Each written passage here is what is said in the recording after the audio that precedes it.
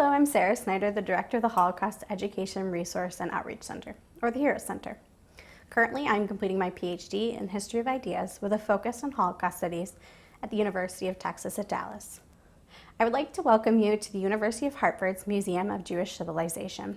The HEROES Center was created in 2018 in response to the establishment of Connecticut's state mandate for Holocaust and genocide education, in order to provide schools and educators with resources they need to provide impactful Holocaust and genocide education.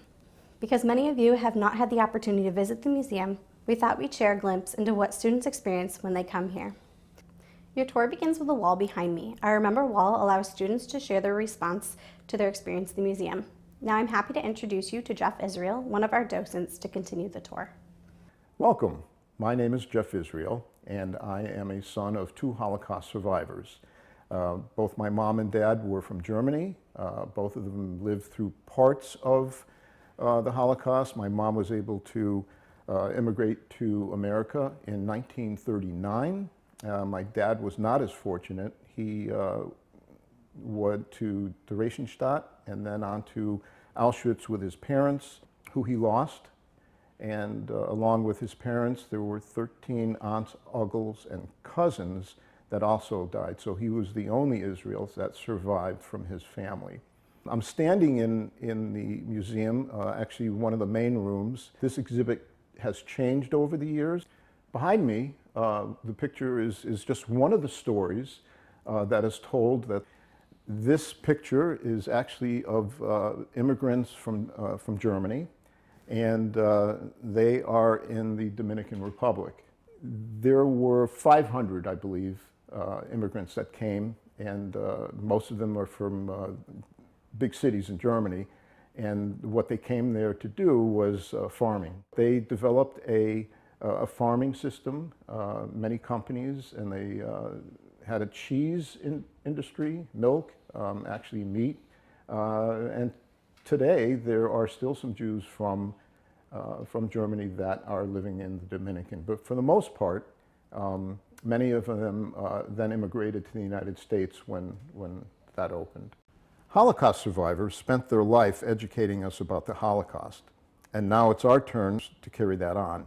Children of survivors who teach about their family's Holocaust experience strive to impart the fostering of empathy, confronting indifference, respecting the other, creating a culture of diversity, speaking out against discrimination, and learning from the past and teaching for the future. Just a quick story about my dad, man of very few words. I was 8 or 9 years old. I was in the Cub Scouts, and I came home and I was really excited. It was a paper that needed to be signed so I could be in a parade with the rest of the Cub Scouts. And I got home and went to my mom because she was the easy one. And she said that, why don't you wait till your dad gets home? And what happened was Dad got home. I gave him the paper, a little hesitantly. Very strict man, but loving.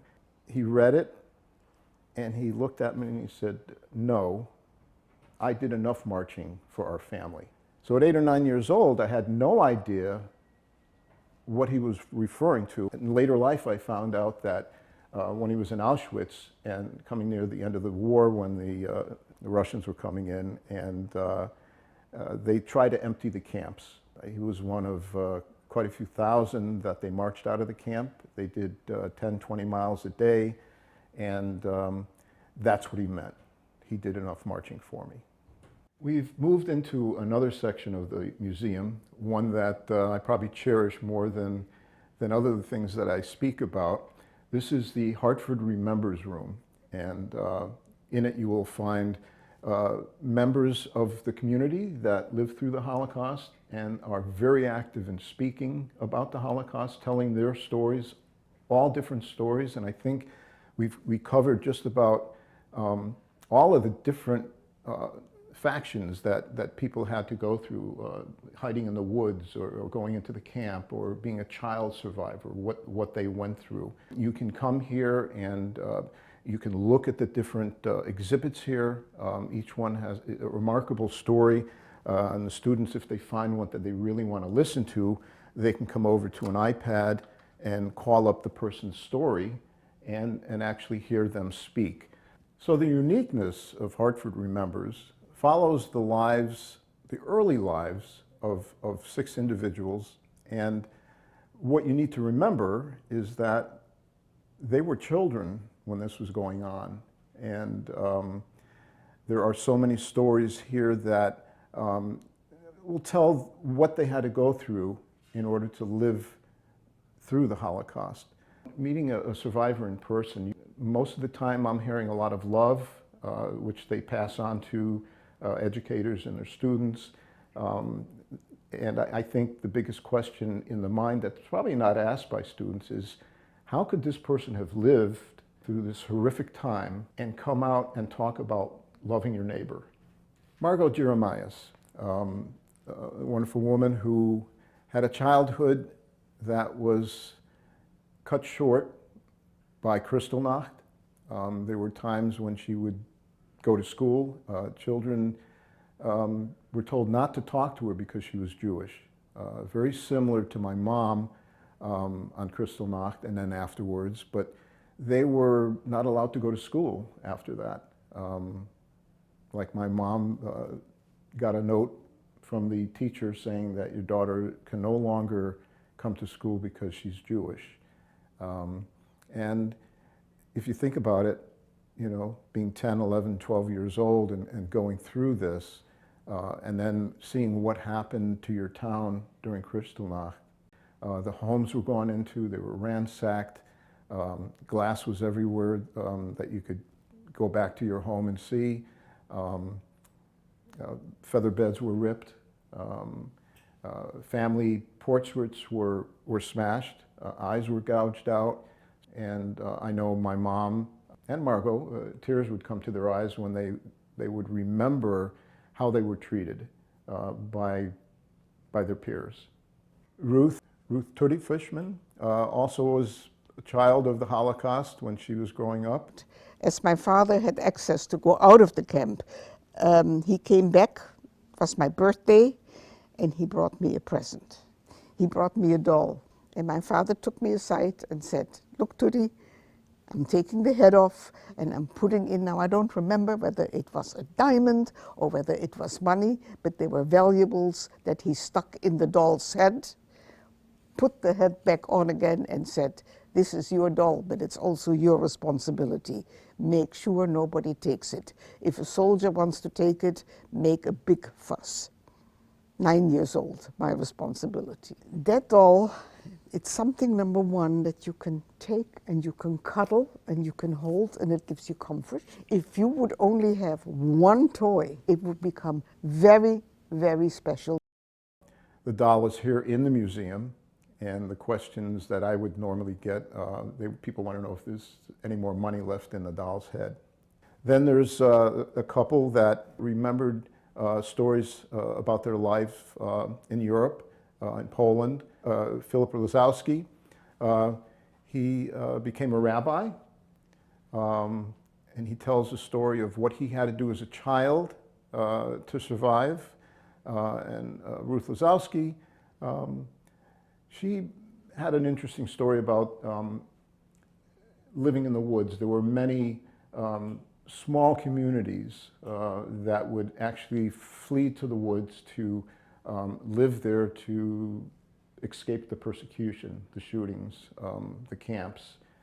Leon Kiamides was a child survivor, and in order to survive, his parents, his father knew someone in a monastery, and he lived most of his childhood during the war in this monastery, hiding the fact that he was a Jew. One morning when I got up, I was informed by people who slept on either side of me that I talked in my sleep during the night. And I became terrified that perhaps I would inadvertently say something which would give away my identity. And so I determined from then on that every night, before I went to sleep, I would religiously kneel down before the bed, cross myself in the proper Ukrainian style,